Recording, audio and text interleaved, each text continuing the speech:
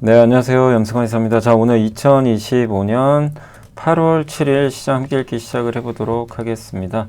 자, 여기 팀쿡이 웃고 있죠. 오늘 뭐 아시겠지만 오늘 애플의 날이었고 우리 한국에선 또 삼성전자가 정말 요즘에 좋은 일만 좀 있는 것 같습니다. 그래서 오늘 이제 애플과 테슬라가 주인공이 됐다, 이런 좀 내용들 담아서 좀 설명해 드릴 예정이고요. 일단 오늘 미국 증시랑 삼성, 애플과 손잡은 내용 아시죠? 저희 또 투원투게더에도 아침에 바로 속보로 좀 올려드렸고, 트럼프가 반도체 관세 100% 부과, 저건 악재가 아니라 호재입니다. 그리고 설명해 드릴 거고요. 그 다음에 현대차와 GM이 현대차와 GM이 이제 자동차 5종 공동 개발한다. 이것도 뭐 긍정적이죠.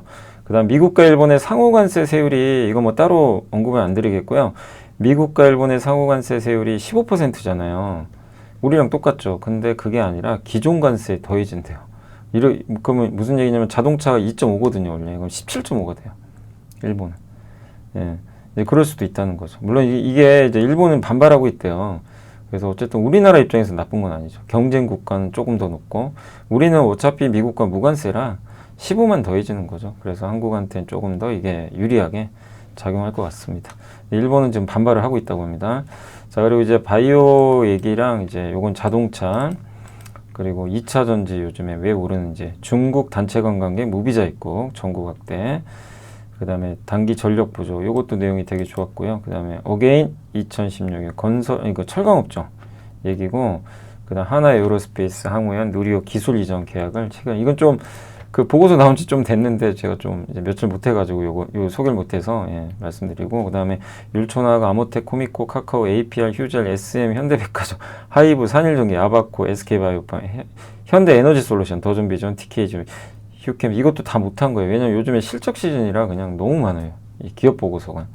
그래서 그냥 되는 대로 일단 좀 정리를 하고 있고, CS윈드, 미코, 가비아, 제우스, 월덱스가 공시를 했고, 이 중에 이제 미코랑 월덱스 공시가 좀 중요한 공시가 좀 떴습니다.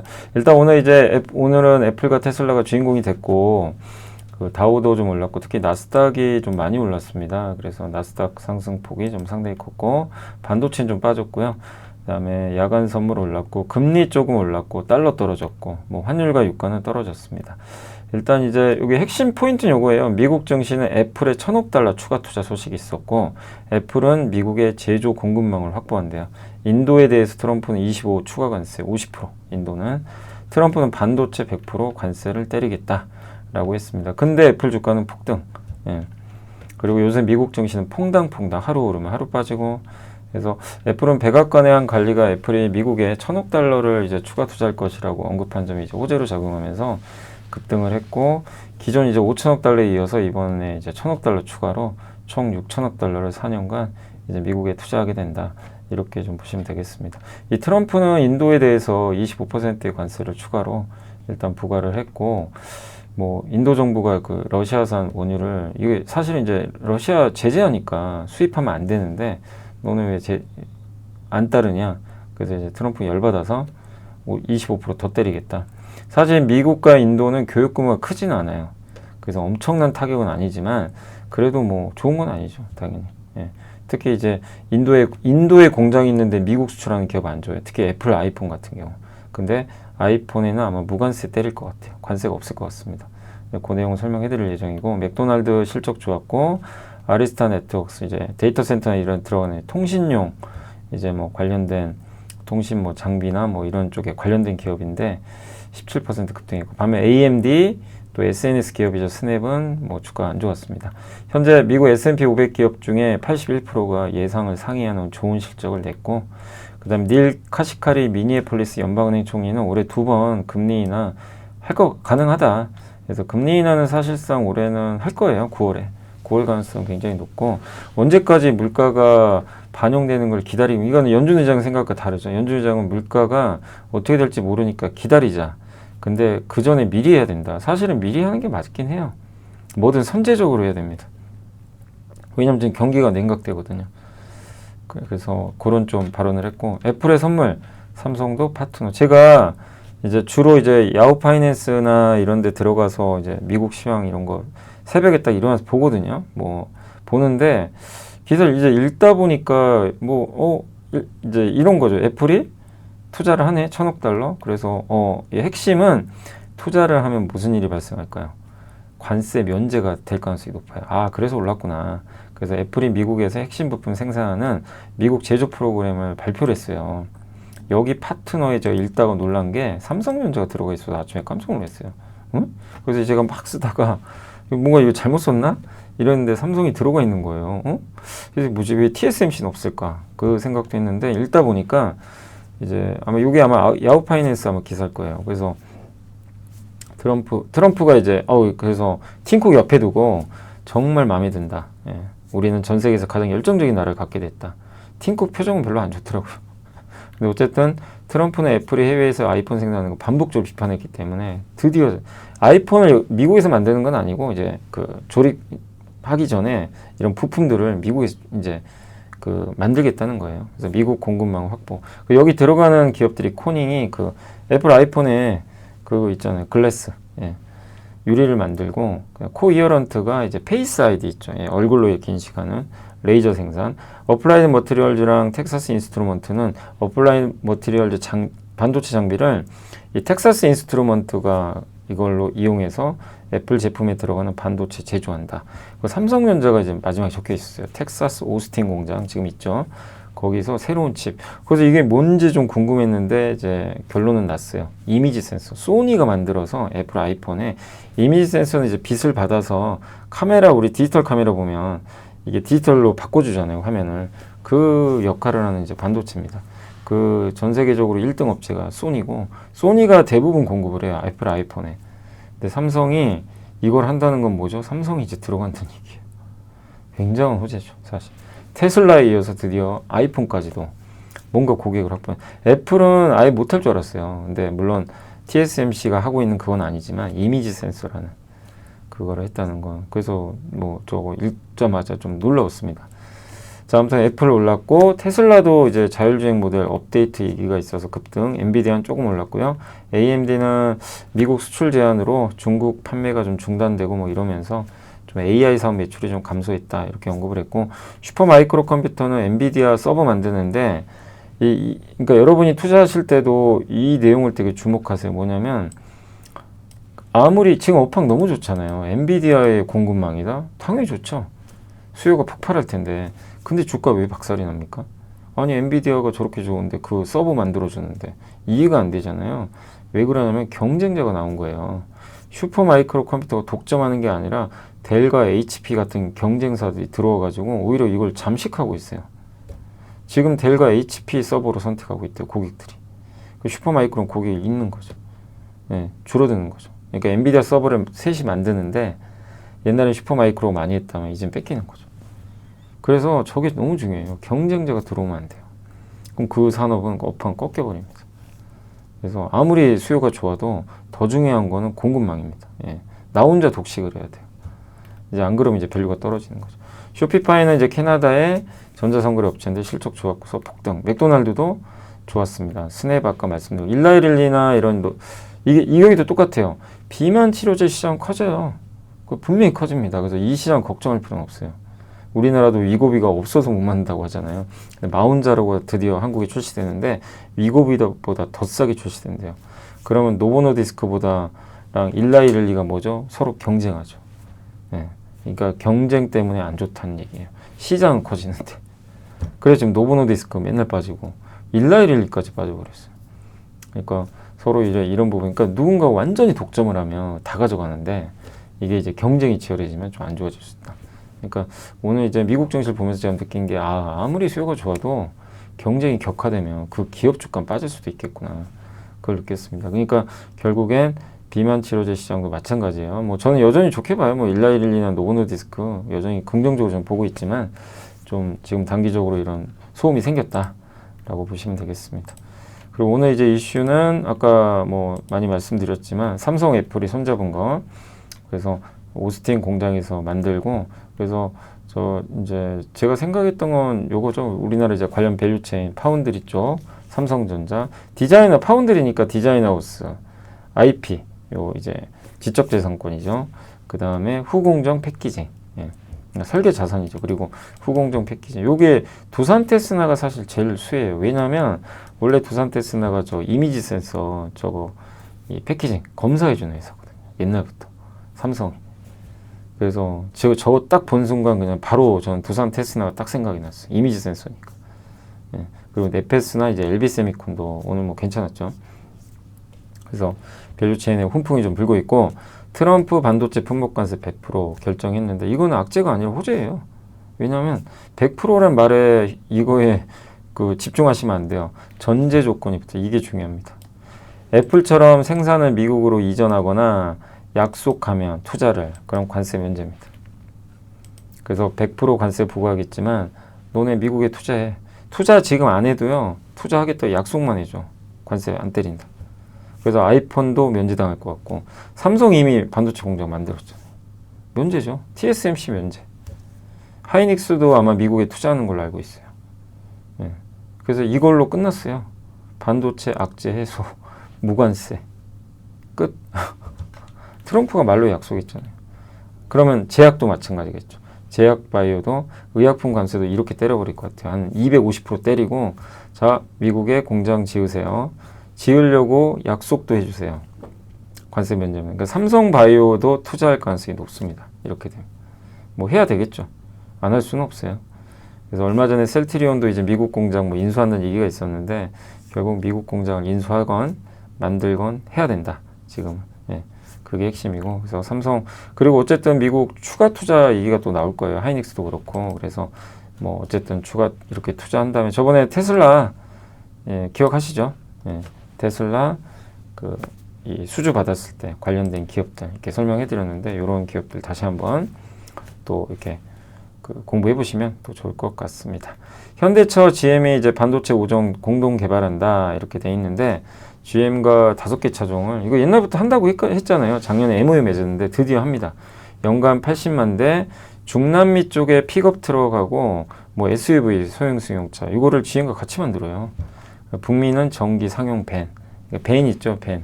예, 뭐 전기 트럭 같은 큰 뭐, 밴이 트럭이라기보다는 이제 약간 옛날 우리나라 이제 봉고차 같은 거죠. 예. 근데 그 밴을 전기차로 만드는, 예, 그거를 북미에서. 현대차는 소형 위주로 할 거고 하이브리드. GM은 아마 그 중소형 픽업 트럭 있죠. 픽업 트럭은 GM이 잘해요. 근데 현대차는 픽업 트럭 잘 못하죠. 그래서 서로 부족한 걸 채우는 거죠. 예. 그래서 현대차는 점유율을 더 늘릴 수 있고, GM은 전기차나 하이브리드 잘 약하니까 이걸 채울 수 있고, 그래서 서로한테 윈윈 될 것 같고. 누가 수혜받아요? 부품사죠. 예. 그래서 뭐 생각나는 이제 부품사를 다 적어봤는데, 이런 이제 부품사들이 수혜를 받을 것 같다. 그래서 오늘 참 우리나라 증시에 좀 좋은 소식들이 되게 많이 나왔다라고 정리를 한번 해드리도록 하겠습니다. 자, 그래서 이제 보고서로 넘어가 볼게요. 자, 제약바이오 8월 보고서가 나왔는데, 미래에셋증권의 이제 김승민, 서미아, 조세훈, 김충현, 박선희 헬스케어 보고서인데, 일단 좋게 보고 있어요. 그 금리 인하 기대도 해보고, 뭐 펀더멘털도 좋을 것 같다.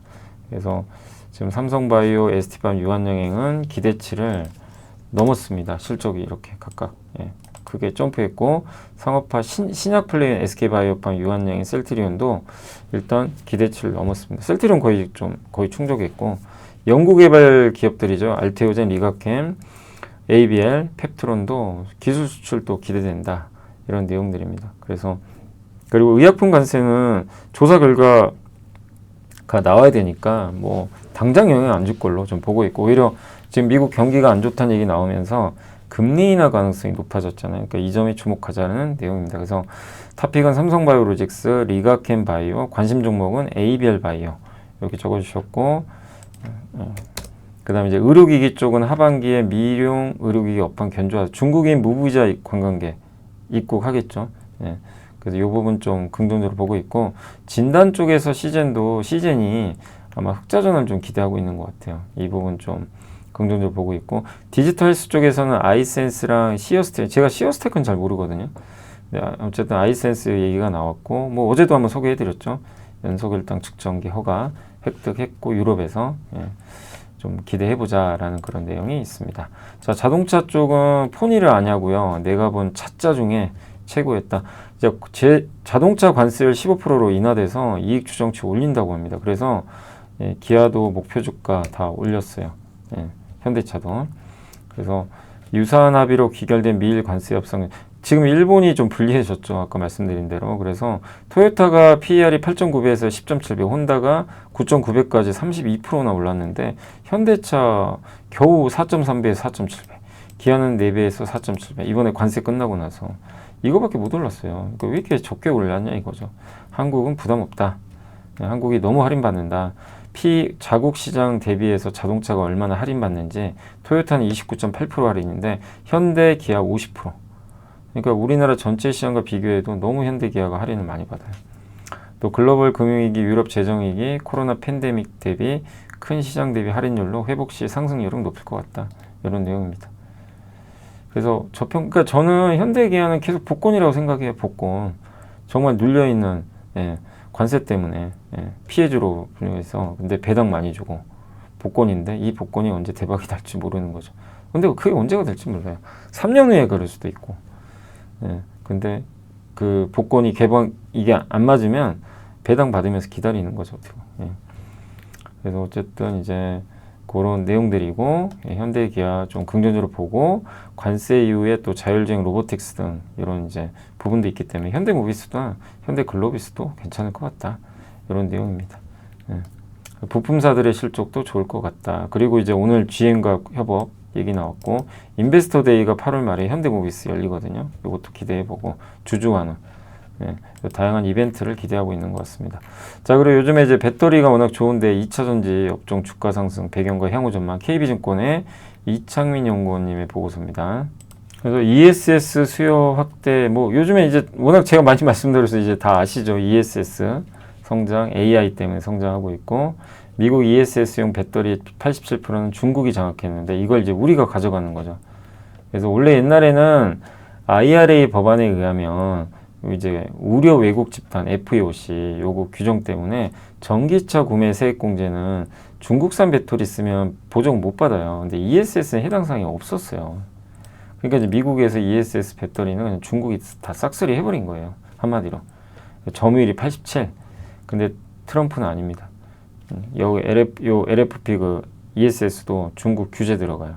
그러니까 중국 거 쓰면 보조금 안 줘버리는 거죠.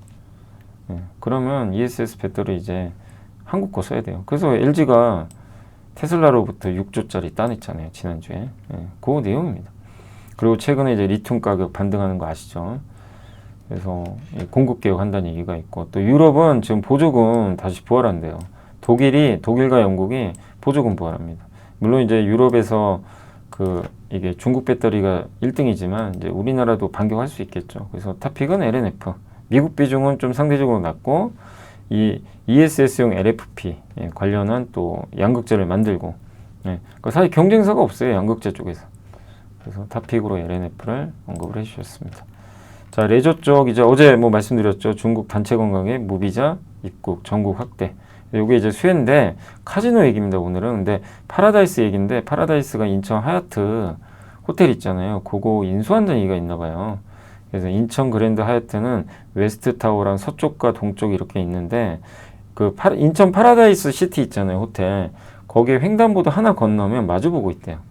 지식이 복리로 쌓이는 투자 정보, 믿음 가는 투자 정보 파트너 투원투게더 오픈.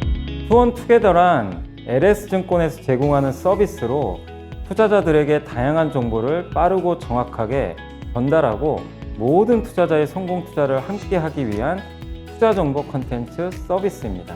투원투게더는 투원 HTS, 투원 MTS, 사용하는 매체 어디에서나 접속이 가능합니다. 투원투게더 어떤 컨텐츠를 제공할까요? 해외 이슈는 미국 시장 마감 시황, 해외 수급, 해외 증시 일정, 해외 뉴스 등 주식시장 흐름 파악을 위한 해외 시황과 이슈들을 알려드립니다. 시장 읽기는 주요 뉴스 요약, 뉴스 해설, 뉴스 연계 종목 등 주요 뉴스에 대한 빠른 요약과 관련 이슈에 대한 정보를 알려드립니다.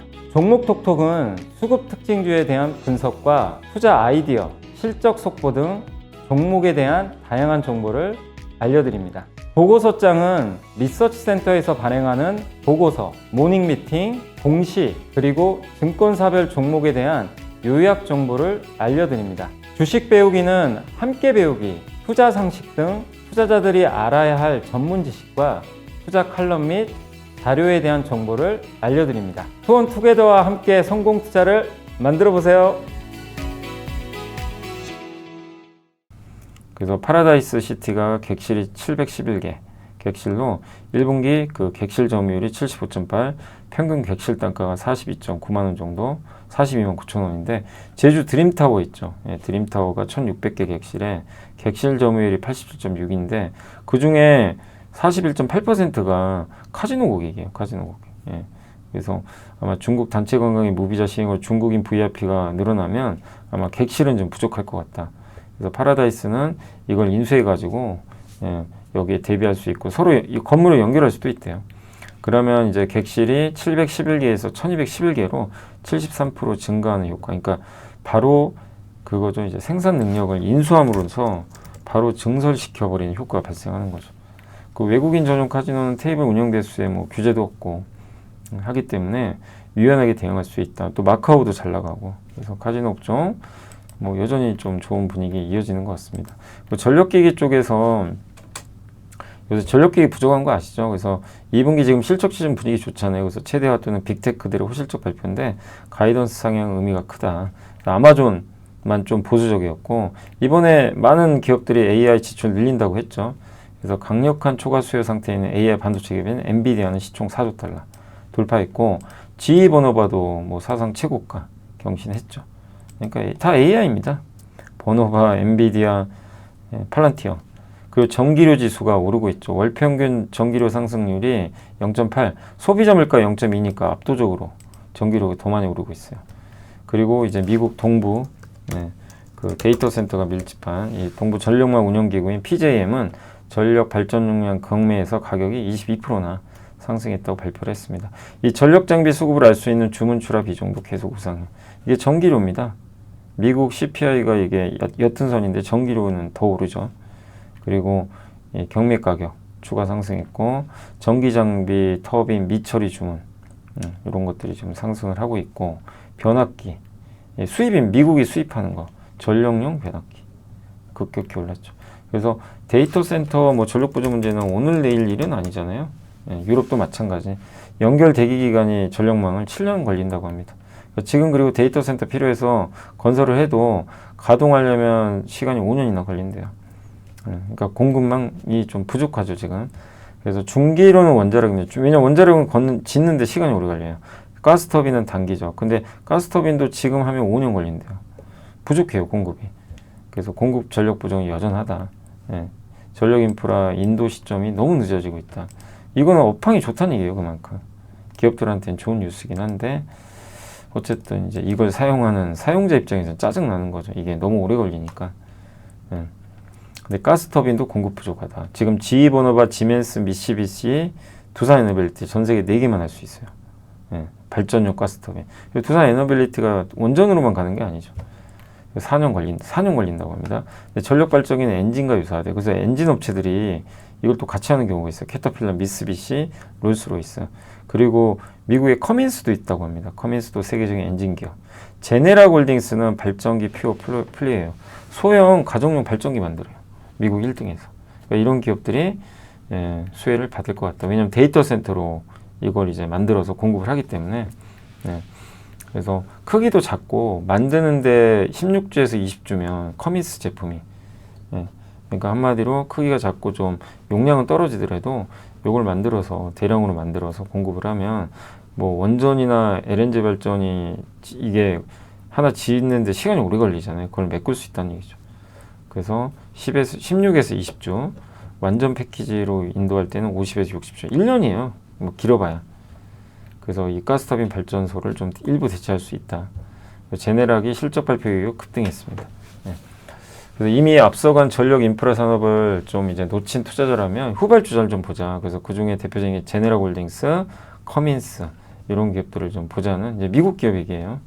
그런 내용이고 제네락의 데이터 센터용 디젤 발전기고요. 이게 커민스 데이터 센터 들어가는 발전기라고 이렇게 하니까 참고하시면 좋겠습니다. 철강도 지금 어게인 2016 지금 하락 사이클은 거의 끝나가고 반등 시도하고 있고 중국 실수요는 아직 아닌데 근데 무엇보다 중요한 게 공급입니다. 그리고 투기적 수요 중국의 유동성이 계속 늘었죠. 철강 업황이 선행하거든요.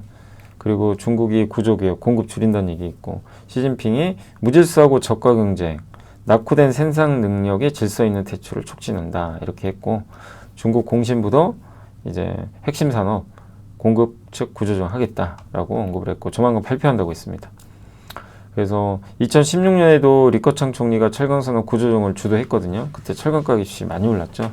그래서 업황 좋았는데, 또 뭐 감산 여부가 중요하지 않다고는 쓰였지만 감산은 중요하죠. 감산은 저는 중요하다고 생각하는데, 실제 감산 여부는 그게 당장 아니더라도 뭐 중요한 변수는 아니다. 왜냐하면 투기적 수요 때문에 그렇게 좀 보고 있는 것 같아요. 그래서 이 부분을 좀 강조해 주셨고, 그러니까 좋다는 얘기죠. 철강 업황에 대해서는 좋은 방향을 보고 계시고, 후판에 이어 우리나라에서 열연광판 수입산 이거 다 반덤핑 관세 때렸죠. 그럼 국내 업체한테는 좋은 거고, 한국의 대미 철강 수출 비중 얼마 안 돼요. 10%라. 다만 대미 수출 품목 중 강관이 40%니까 강관은 좀 타격을 받을 수도 있겠죠. 그렇지만 국내 주력 수출 품목의 직접적 타격은 좀 제한적이다 라고 좀 긍정적인 의견을 피력해 주셨습니다. 포스코홀딩스 목표주가 42만 탑픽으로 제시를 하셨습니다. 자, 우주항공은 하나에어로스페이스가 항우영과 누리호 기술 이전 계약을 체결을 했다고 합니다. 그래서 누리호 기술을 이전받은 거예요. 2032년까지 누리호를 직접 제작하고 발사할 수 있는 통상 실시권을 이제 확보하게 됐고, 기술 이전료로 240억을 지급을 한 거죠. 누리호 설계, 제작, 발사 운영, 발사체 개발에 관련된 기술인데, 다만 누리호 발사대 추진 및 엔진 시험 설비 기술, 참여 업체별 고유 기술 등은 이거는 해당 사항 없다, 제외다. 그리고 누리호 지적재산권도 항우연이 여전히 보유를 하게 됩니다. 누리호는 올해 11월하고 내년 상반기 4, 5월에 발사될 예정이고요. 27년도의 마지막으로 발사를 이제 끝낼 예정이라고 합니다. 누리호 개발에는 2조 원이 투입됐어요. 한 13년 동안. 그래서 이번에 기술 이전으로 통해서 하나비용은 뭐 금액이 큰 비용 안 들었죠. 그 낮은 비용으로 유의미한 우주 발사체 기술 개발 역량을 확보하게 됐다라고 보시면 좋겠습니다. 하나 입장에서 이제 이런 부분은 긍정적일 수 있겠죠. 현재 하나에어로스페이스는 차세대 발사체 사업에서도 체계종합 기업으로 선정돼, 그러니까 발사체를 이렇게 전반적으로 만드는 거죠. 그래서 국내 우주 발사체 부문에서 하나에어로스페이스 입지는 좀 강화될 것 같다라는 내용으로 보시면 좋겠습니다. 요새 뭐 우주 얘기는 많이 안 나오지만 이제 또 계속 지켜봐야 되겠고요. 자, 이제 기업은 율촌학 아시죠? 파우치 필름. 동작구에서 이제 발표하는 이 수출이 역대 최고치, 상반기. 역대급으로 꺾였고, 약간 두께 183 마이크로미터. 이게 아마 도레인가요? 도레에도 이거 하는 걸로 아는데, 어쨌든 이 파우치 필름 절대 강자가 됐어요, 율촌학이. 그래서 이 규격에서 독점적 시점, 이거를 만드는 업체는 없어요. 183 마이크로미터. 두꺼워요, 좀. 기본적으로 160, 150 많이 쓰던데, 어쨌든 저 필름 두께가 두꺼우면 대형화가 가능합니다. 그리고 진동 충격이나 이런 것들에 대해서 내구성도 당연히 높을 수밖에 없겠죠. 근데 율촌학은 이런 이제 고성형 파우치 필름에서 강점을 보유하고 있습니다. 주력 고객사 LG엔솔이고요. 또 미국에서 ESS용 파우치형 LFP 배터리 조기 양산 시작을 할 것 같습니다. 파우치형은 이제 약간 이렇게 네모나게 생긴 거죠. 납작하게 돼가지고 거기에 필름이 들어가요. 보호 필름 같은 게. 그걸 율촌학이 만들어져요. 그래서 파우치형이 인기를 끌면 율촌학은 좋을 수 있는 거죠. 현재 생산 능력도 이제 30기가와트로 확장한다라는 그런 계획이고, 어쨌든 율촌학이 이걸 독점하고 있기 때문에 좋을 수 있다, 그런 내용입니다. 이게 파우치 필름 수출 보이시죠? 예. 근데 원래 이제 작년에 기억하세요? 작년인가 율촌학 주가가 한번 폭락한 적이 있죠. 갑자기 GM이 계약 중단해가지고, 원래 GM 공장, LG랑 GM 합작 공장에 파우치 필름을 공급하기로 했는데, 그걸 이제 계약을 아마 취소한 걸로 그때 알려져 주가가 완전 박살이 났죠. 지금 다 해보겠어요. 그러니까 참 주식 투자가 진짜 어렵긴 하죠. 어려운데 쇼크를 완전히 극복했고, 지금은 오히려 또 좋아지는 분위기로 가니까 기대를 계속 해봐야 될 것 같고, 아모텍도 턴어라운드 시작됐습니다. 드디어 체질 변화가 시작됐고, 하반기 MLCC 중심으로. MLCC 사업을 옛날부터 했는데 드디어 성과가 난대요. 북미 반도체 업체가 어딘지 몰라요. 저게 뭐 엔비디아인지 아니면 AMD인지 브로드컴인지 모르지만 AI용 MLCC 공급이 가시화되면서 글로벌 고객 기반이 더 늘어나고 있다, 이런 내용입니다. 그리고 아모텍 1분기 기준 MLCC 매출 비중은 중국이 여전히 좀 높고요. 예. 국내 이렇게 35인데 지역 다변화는 좀 본격화되고 있습니다. MLC 수율도 75% 이상, 중화권 업체 자동차에 들어가는 이제 첨단 운전자 보조 시스템 모듈량 단독 수주 이후에 매출 늘어나고 있고, BMS 시스템은 이제 배터리 보호하는 거죠. 요것도 지금 다변화되고 있다. 그래서 중국 고객사랑 거래는 하반기부터 본격화될 거래요. 그래서 아모텍이 예전에도 한번 중국 기대로 올랐다가 그게 잘 안 돼서 또 빠지고 막 이랬는데, 이젠 드디어 좀 본격적으로 열리는 것 같습니다. 그리고 데이터 센터에도 들어간대요. 전기차만 아니라 데이터 센터형 신규 진입도 가시화되고 있다고 합니다. 그래서 AI 서버 고성능 컴퓨팅용, 정말 차원이 다른 시장인데 저기에 들어가는 MLCC 승인 진행 중이 있대요. 일부 고객사는 승인해줬다고 합니다. 하반기부터 납품 예정 중이고, 북미 글로벌 반도체 업체항으로 이제 확인은 했다고 합니다. 예. 그래서 또 통신 속도 증가로 고주파 대응력이 필수적이고 뭐 이런 부분들도 있다 보니까, 예. 어쨌든 지금 MLCC, 예. 대량의 MLCC가 좀 채용이 불가피하다. 좀 특히 GPU 같은 데도. 일본 경쟁사들이 주도했지만 공급자가 제한적인 상황에서 고객사들의 안정적 부품 수요, 수급 수요가 더 중요하다.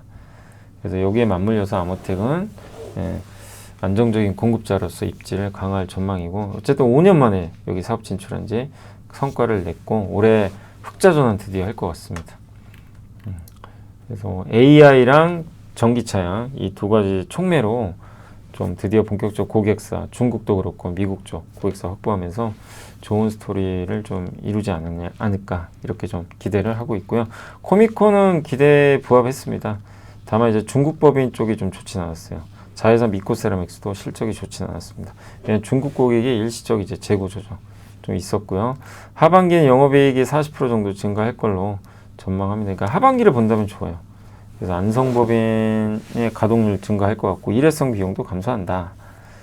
그리고 반도체 고객들의 가동률 상승세가 아마 내년까지는 지속될 것 같고, 중국 대령 공장도 연내 사업 안정화를 통해서 내년 실적에 기여할 것 같다는 그런 내용입니다. 그래서 어쨌든 이제 이 코미코, 예, 긍정적인 관점으로 좀 바라봐도 되지 않겠냐 이렇게 좀 생각을 하고 있습니다. 삼성 파운드리 공장 인근에 이제 법인 갖고 있잖아요. 그래서 이번에 삼성 테슬라, 삼성 애플 관련된 사업에 좀 수혜주로 부각이 되고 있습니다. 카카오가 오늘 실적 뭐 너무 좋았어요. 정말 깜짝 놀랐습니다.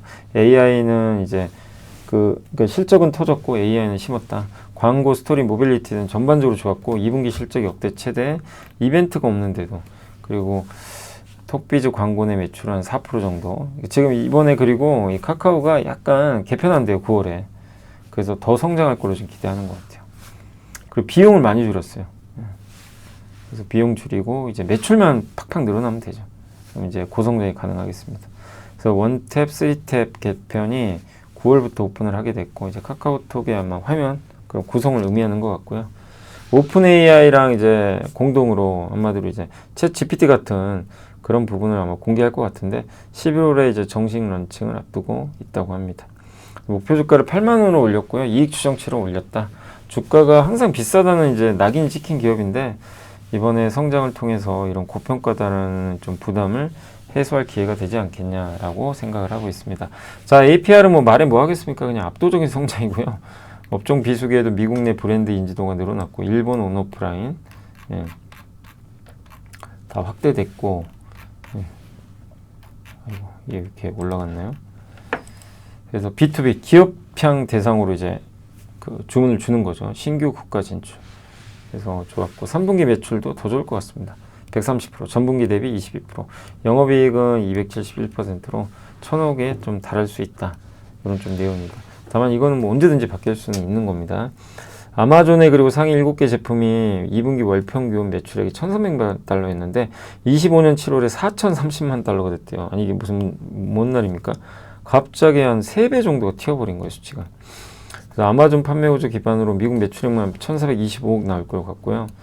미국 온라인 중심에서 이제 오프라인과 유럽 진출도 좀 하는 모습들이 좀 나오고 있다고 합니다. 추가적인 미국 오프라인 입점 또한 좀 기대된다. 이렇게 얘기가 나와 있는데, 최대 강점은 이제 최적의 유통 채널을 활용해서 매출을 극대화하는 거다. 그래서 자사몰, 미국, 그 다음에 그 아마존, 유럽 B2B, 유럽 법인, 이렇게 통해서 점진적으로 매출을 좀 확대하려는 그런 계획인 것 같습니다. 요거 보면 이게 7월 데이터고 6월 데이터예요. 미 아마존에 이제 상위에 있는 7개 제품. 피부 미용과 관련돼 있겠죠. 근데 보시면 그냥 다 점프해 버렸습니다. 이 제로모공포드가 그 메디큐브 APR이 만드는 거죠. 한마디로 지금 미국에서 저런 피부 미용과 관련된 시장의 성장률이 뭐 놀라울 정도입니다. 그냥 팍 튀어버렸어요. 여기 질주가 어디까지 갈지 모르지만 참 어렵죠. 옛날에 이거 3, 4만 원에서 얼마나 안 갔습니까? 막 주가 답답해가지고 많이들 물어보시고 어느 날 10만 원 넘고 어느 날 20만 원 넘고 이제 뭐 또 쫓아갈 수는 없지만 그런 좀 상황들이 뭐 어쨌든 잘 펼쳐진 것 같아요. 주가 좋았으니까 휴자일 비용을 잠궜고요. 이익률이 올라갔다. 그래서 2분기 실적 뭐 기대보다는 엄청 좋은 건 아니죠. 부합은 했고 특히 톡신이 좋았습니다. 612억으로 20% 정도 증가를 했고요. 화장품도 지금 좋은 분위기입니다. 그래서 해외 톡신이 성장 엔진 역할을 수행하면서 비용 레버리지가 극대화됐다. APAC 저도 이거 찾아보니까 이게 뭔지 정확히 모르겠는데 아시아 태평양 같은 걸 얘기하는 것 같은데 아무튼 아시아 태평양 쪽에 톡신 수출하는 거랑 화장품 매출이 두드러졌다. 화장품은 국내 올리브영부터 해외 코스트코까지 다각화된 채널에서 고르게 성장할 거다. 현재 주가는 의료 미용 업종 내 가장 매력적이고요. 미국향 톡신은 이미 확정된 물량이 분기마다 순차적으로 늘어나는 구조인데 브라질은 이게 인증 절차 마무리되면 그냥 바로 이제 이런 부분들이 좀 이제 시행이 되는 거죠. 북남미 매출은 25년까지 518억, 중국 상반기 판매 같은 경우 50% 정도 증가하면서 기대를 넘을 거라고 좀 보고 있는 것 같습니다. 해외 톡신 성장, 비용 통제에 결합돼서 25년 영업이익률은 50% 달성할 가능성이 높다라는 그런 내용으로 휴잘도 2분기까지는 안 좋았지만 이제 하반기 좋아질 가능성이 높고요. 본게임은 하반기예요. 그래서 그 재평가를 한번 기대를 해보겠습니다. SM 실적 좋은 거 아시죠? SM 실적에서 핵심은 MD입니다. MD는 그 우리 뭐죠 이제 아이돌 좋아하는 가수가 있는데 거기서 파생돼서 그걸 통해서 뭐 인형도 만들고 그죠? 그런 것도 이제 MD라고 하거든요. 굿즈라고 그러죠.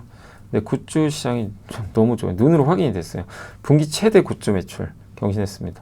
그래서 거기 이제 뭐 콘서트 같은 거 하면 응원봉 같은 거 그런 것도 있고 그래서 아티스트별로 캐릭터 굿즈도 출시할 것 같고 지금 저게 잘 되니까요. 그래서 무용한 앨범과 달리 아티스트 굿즈 등은 일상생활에 그 활용이 좀 가능하다는 측면에서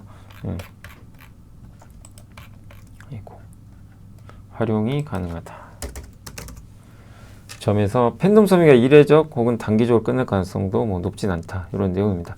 국내 주요 엔터사들의 MD 실적 서프라이즈는 눈여겨보자는 거고 그러니까 앨범이었잖아요. 그다음 음원. 근데 여기에 MD가 붙어요. MD는 굿즈 같은 거. 근데 이 부분도 지금 본격적으로 좀 성장을 하고 있기 때문에 엔터즈를 우리가 바라볼 때 중요한 또 투자 포인트로 보시면 되겠고 SM이 그걸 증명을 해준 거죠. 요게 그 SM의 그 별도 법인, 별도 법인에 지금 보이세요? 요게 MD 매출, MD 매출이 이렇게 폭발을 한 거죠. 그리고 요즘에 아무튼 MD 시대 맞아요. K-팝 데모노터스 보셨죠? 넷플릭스에. 거기서 제일 인기 있는 게 요거죠. 요 호랑이, 까치랑. 근데 이것 때문에 지금 이런 이슈가 생기다 보니까 이 국립중앙발명원에 이게 사람 많은 거 보세요. 이게 뭔 일입니까 갑자기. 난리가 난 거예요. 굿즈. 여기서 굿즈 같은 것도 팔잖아요. 그런 상황이고 현대백화점 실적 좋았습니다. 매출액은 백화점은 감소했지만 면세 진수가 다 정상화되고 있어요. 그래서 면세점 실적 개선과 진수 턴어라운드가 더 좀 강해진다면 더 좋은 뭐 주가 흐름을 좀 보이겠지만 어쨌든 부진했던 그동안 좀 실적을 갉아먹었던 면세점과 진수가 턴어라운드는 건 상당히 긍정적입니다. 그래서 백화점이 이끌던 실적이 아니라 부진했던 면세점과 진우스가 주도하고 있어서 좀 긍정적인 그 관점으로 좀 봐도 될 것 같고요. 특히 면세점, 외국인 관광이 증가, 중국 무비자 수의 기대감도 유효하다라는 내용으로 보시면 되겠습니다. BTS가 좀 늦게 컴백을 하죠. 원래는 올해 말에 할 줄 알았는데 좀 몇 달 더 늦게 내년 아마 초에 할 것 같고요. 단기 조정 흐름은 좀 불가피하다. 왜냐면 좀 늦어지니까. 그리고 신인 데뷔 이제 그 신인들이 이제 데뷔를 할 때 비용이 들잖아요. 그런 것도 이제 정점 구간을 지나면 26년도에 BTS 완전체에 더해서 또 한국, 일본, 라틴, 미국 또 4팀 이상의 신인 그룹들도 가세하고 위버스 또 지표는 여전히 좀 좋은 상황이고, 예. 그래서 하이브도 긍정적인 관점으로 보고 있습니다. 그래서 한두 달간의 기간 조정을 좀 거친다면 내년에 뭐 시가총액 또 뭐 거의 한 15조 원까지 갈 수 있는 거 아니냐, 예.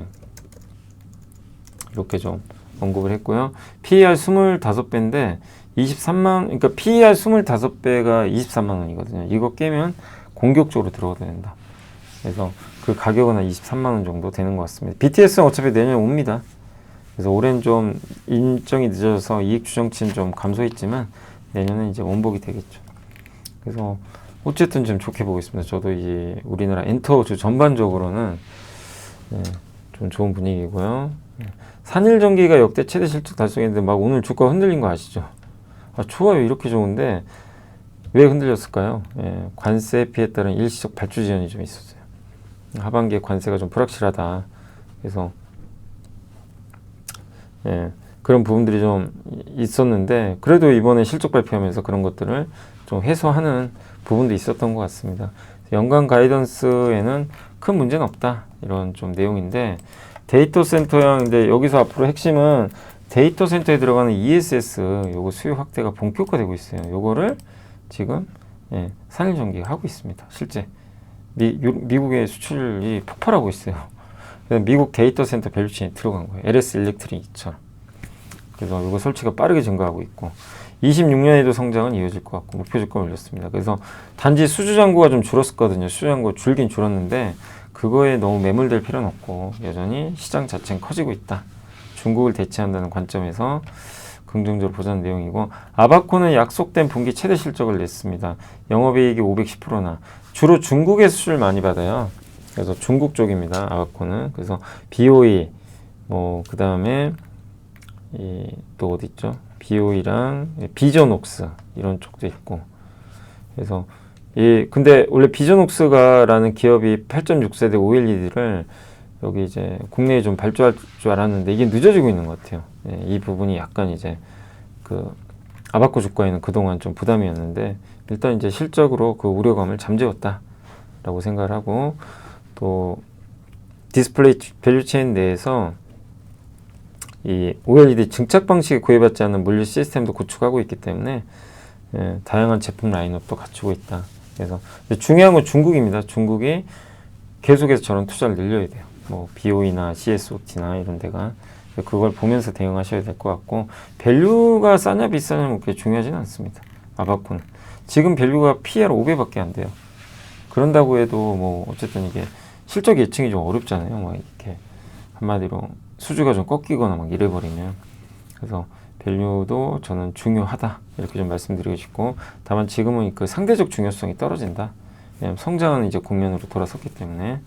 SK바이오팜은 엑스코프리 월평균 신규 처방 건수가 1,800원 이상 달성했다라고 했는데 실적 좋았는데 주가는 급락했어요. 미리 선반영된 것도 있고 일회성 이익 아니냐 결론은 또 비용을 줄인 거 아니냐 그걸 어떻게 높은 점수를 주겠냐 약간 이런 논리인데 그래도 핵심은 이거예요. 엑스코프리 내전증 치료제 요거 처방 매출은 계속 증가해요. 그래서 너무 우려할 필요는 저는 없다 이렇게 좀 말씀을 드리고 싶습니다. 현대에너지솔루션은 이제 DS투자증권에서 어닝 서프라이즈 나왔고 국내는 수익성이 좋고요. 미국도 적자폭 축소 하반기에도 좋을 것 같다 이런 내용입니다.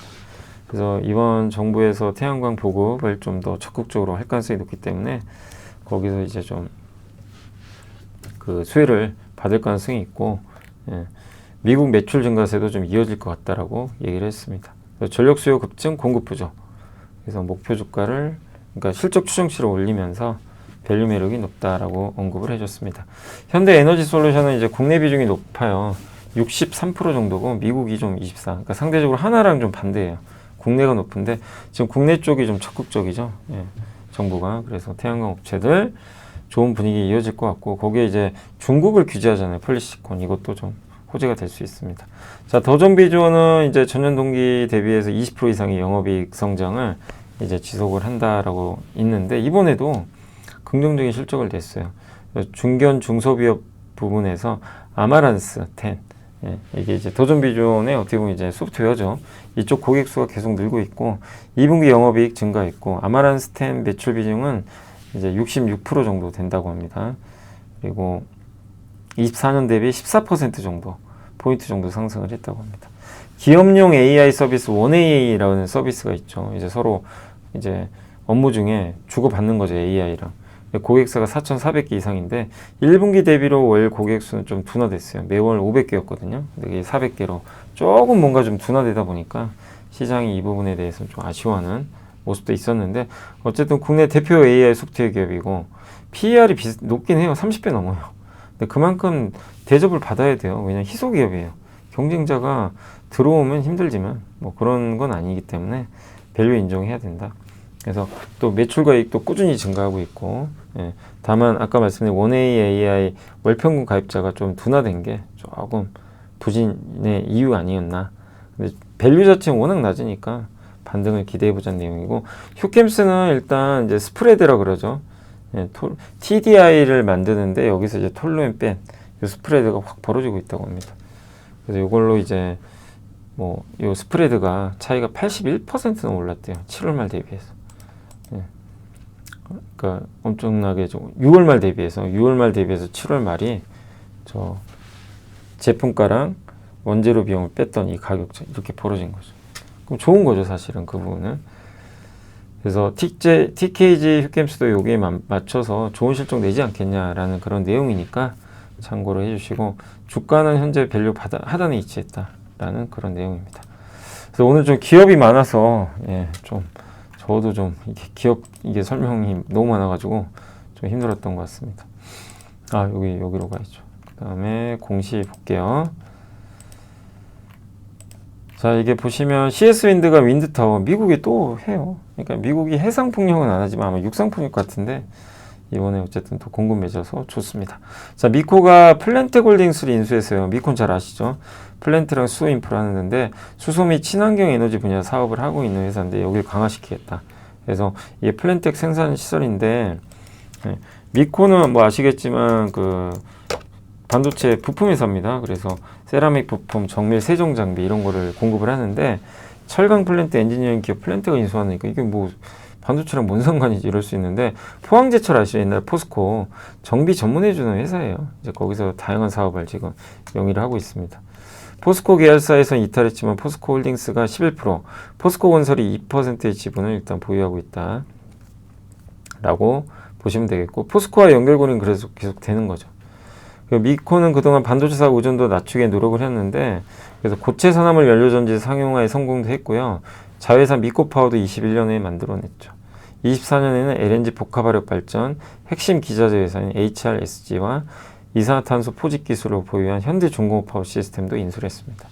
그러니까 탄소 배출이 이제 이렇게 늘어날 수밖에 없는 구조인데 이걸 좀 막기 위해서 LNG라든가 뭐 배도 그렇고 아니면 이산화탄소 포집 기술을 활용해서 아무튼 좀 이 탄소 이제 배출 부분을 좀 한번 막아보자라는 그런 좀 취지도 있는 것 같아요. 그래서 현대중공업 파워 시스템도 작년에 인수했고 정말 저거 인수 잘했죠. 인수 잘했고 알짜 기업을 인수 잘했고 이번엔 그 어쨌든 이름이 뭐였죠? 플랜텍을 이제 인수해가지고 한번 이제 성장을 하겠다라는 그런 내용입니다. 근데 미코는 이번에 이제 이걸 인수를 끝내게 되면 수소 연료전지부터 발전소 건설, LNG, 수소까지 이러는 이 전 과정을 다 수직 계열을 해요. 굉장히 회사 내부적으로는 좋을 수밖에 없죠. 그리고 플랜텍은 포항제철의 하이렉스 수소 환원 제철도 건설한다고 합니다. 수소랑 많이 연결이 돼 있어요. 현대중공업파워가 영업이익 93억, 이번에 인수한 플랜텍은 무려 영업이익이 292억이에요. 미코파워가 192억, 반도체 회사업부 연간 매출은 8천억 정도 된다고 합니다.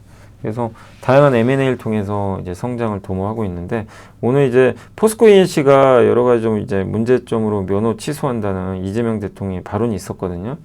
그렇게 되면 이제 포스코 ENC 대신에 플랜텍 걸 쓸 겁니다. 왜냐하면 플랜텍과 포스코 ENC는 이게 좀 비슷합니다. 아마 정비해 주는 걸 아는데 비슷한 이제 사업들을 영위하거든요. 그럼 이제 그 물량을 플랜텍이 받아가겠죠.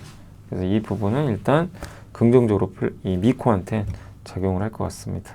이런 M&A가 있었어요. 수소 관련되고 플랜트 만들어주고 뭐 정비해주고 공장 같은데. 그리고 가비아는 또 샀습니다. 미리 스트레지치 여기 또 샀어요. 그래서 25,000원에 5억조. 제우스 여기 내부자가 9,500만원. 여기 반도체 장비랑 세정 장비랑 이제 로봇 만드는 로봇 8 협동 로봇 같은 거 만드는 기업이고, 월덱스 VIP 자산운용이 또 샀어요. 근데 지분을 3.76이나 더 늘려버렸어요. 한 번에. 그래서 반도체 식각 공유에 쓰이는 실리콘 부품 이런 걸 만드는 회사고, 이렇게 생겼죠. 그러니까 식각 부품사입니다. 예. 메모리가 좀 높고 하이닉스 삼성전자 고객사 있고, 예. 그래서 지난 10년간 실적이 역성장 없이 꾸준히 성장해줬고요. 중국향 매출이 좀 많아지고 있습니다. 예. 주가는 굉장히 저평가돼 있고 순연금 1,200억으로 많고 시총 대비 41%나 되니까, 그래서 VIP 자산운용이 어쨌든 월덱스 지분을 대규모로 확보했다는 그런 부분은 좀 주목을 해보시면 좋겠습니다. 실적도 좋고 주가는 바닥에 있고, 예. 그런 내용으로 오늘 일단 한번 정리를 해드렸습니다. 벌써 이제 50분이고요. 이제 마무리를 한번 하겠습니다. 오늘 일단 시장은 삼성전자가 한 2% 가까이 지금 오른 상태고, 셀트리온이 좀 안 좋았고요. 그 다음에 카카오가 오늘 뭐 너무 좋은 실적 냈죠. 예. 그래서 좋았고, 뭐 네이버도 좀 덩달아 올라갔습니다. 오늘 조선주 좋았고요. 방산주 부진, 그리고 고려아연 오늘 좀 분위기 좋았습니다.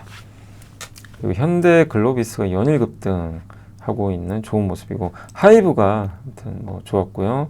카카오페이, APR 이렇게 좋았습니다. 넷마블도 올랐습니다. 반면 이제 코스닥 같은 경우는 이오테크닉스 오늘 뭐 반도체 날이죠. 코미코 뭐 다 설명드렸고, 카페24 오랜만에 갔고, 펌텍코리아 놀라운 실적 냈습니다. 휴젤도 좋았고, 현대임스 미국에서 크레인 규제하면 수혜주죠. 그다음에 솔브레인, 뭐 비츠로셀, 동성화인테, 심텍, 휴메딕스 뭐 다 고르게, VT도 성광랜드 다 고르게 올라갔고, 다만 덕산네오록스 오늘 또 한번 맞아버렸고, 근데 개인적으로 덕산네오록스는 좀 긍정적으로 보는 기업 중에 하나인데 이제 오늘은 좀 빠졌고요. 그 다음에 BHI, HPSP 어제 올랐는데 오늘 빠졌고, 태용 좀 빠졌고, 예. ST팜 이제 최근에 올랐다가 오늘은 좀 눌렸습니다.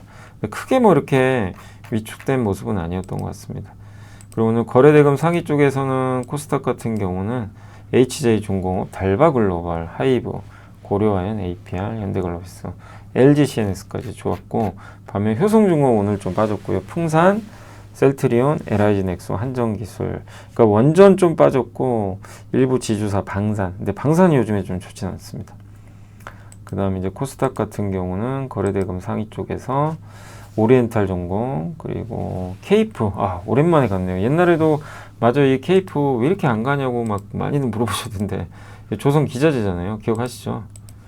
예, 이거 여기서 엄청 물어보셨어요. 이때.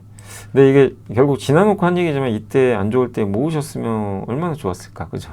예, 근데 오늘 뚫어버렸습니다. 이게 엔진 기자재죠, 엔진 기자. 근데 되게 안 갔어요. 엔진 기자재 회사들이. 조선 기자재가 대부분 못 갔어요. 근데 오늘은 어쨌든 뭐 다행히 좀 잘 움직여줬고, 뭐 오늘 반도체 소부장하고 다 같이 곁들여서 좋았던 것 같습니다. 반면 오늘 빠진 건 덕산네오록스가 좀 빠졌고, 태용 좀, 덕산은 오늘 뭐가 있나요? 제가 뉴스는 못 봤는데 유독 좀 5%? 글쎄요. 외인기관이 좀 팔았네요. 아무튼 뭐 큰 이슈는 없었던 것 같습니다. 자, 그리고 오늘 이제 시장은 어쨌든 끝이 났고, 오늘 외국인 좀 팔았고 기관 좀 샀고요. 예. 그 다음에 섹터로 한번 잠깐 볼까요? 오늘 인터넷 대표주 조선기자재, 오늘은 기자재가 좋았어요. 조선주, 그리고 엔터주 좋았습니다. 하이브가 특히 좋았어요. 오늘 거의 하이브 혼자 좋았던 것 같고, 피팅도 오늘 좀 일부 KSP가, 맞아요. KSP가 오랜만에 올랐네요. 미용의료기기 오늘 좋았습니다. 영화관 관련주도 좀 괜찮았고, 뭐 게임주, 뭐 건설기계도 오늘 좋은 분위기였고요. 자동차도 오늘 좋았습니다. 현대모비스가 다시 좀 3%. 아무래도 지엔과 이제 그 공동 개발하는 게 호재고, 오늘은 2차 전지 좀 쉬었어요. 그래서 화학주가 좀 빠졌고, 바이오도 좀 약했습니다. 그렇게 말씀드리면서 마무리를 일단 하도록 하겠습니다. 자, 아무튼 이제 뭐 목요일이고 또 내일이 이제 한 주가 마무리된 금요일인데, 아무튼 금요일도 좀 최선을 다해서 좋은 또 괜찮은 정보들이 있으면 모아서 또 설명을 해드리도록 하겠습니다. 시장 저는 사실 좀 8월에 쉴 줄 알았는데 아, 오르면 좋죠. 오르면 좋은데, 와, 정말 강합니다. 근데 호재가 많이 나와요. 예, 진짜 좋은 분위기. 그리고 그 민주당 쪽에서 뉴스 보니까 이제 대주주 양도차익과세 그거 없던 일로 하는 것 같아요. 예. 그러니까 정부도 이제 정부가 결정할 겁니다. 그래서 여러분 너무 걱정하지 마시고 아마 50억에서 10억으로 낮추는 일은 없을 걸로 일단 예상은 하고 있습니다. 아직 결정된 건 아니지만 그래서 좀 시장이 또 그런 거 반영해서 분위기 나아지고 있다라고 생각해 주시면 좋겠습니다. 자, 오늘 고생하셨고 저는 또 내일 방송에서 찾아뵙겠습니다. 감사합니다.